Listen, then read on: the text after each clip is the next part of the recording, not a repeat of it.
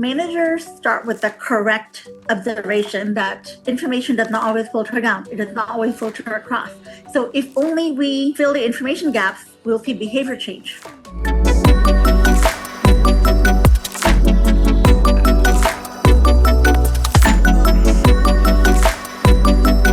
Usually, well-meaning managers think, if only I could frame this perfectly so that everybody else sees what I see, of course they'll change their behavior, right? That's one very well-meant pattern.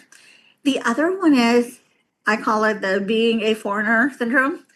If only I speak louder, people will hear me, right? Irrespective of what language I'm speaking in.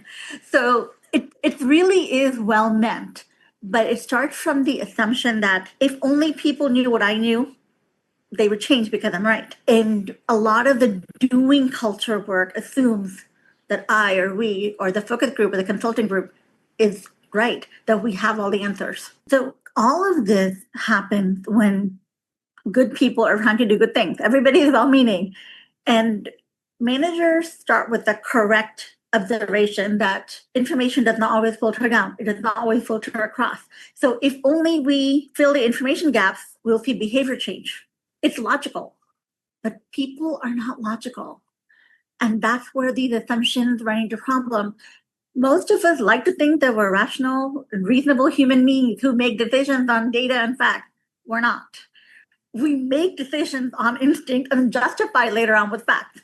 So if you are starting from a proposition that the problem is simply missing information, and if I provide that gap, it will change human behavior, that's a flaw. And it's a very common flaw because the assumption that 1 + 1 = 2. Changing human behavior is not a math problem. It is what we call a wicked problem. And people are annoying and weird and a little bit ridiculous and all sort of things, in large part because the experiences that shape them reflect what they see and what they observe today. And we can't know everybody's past.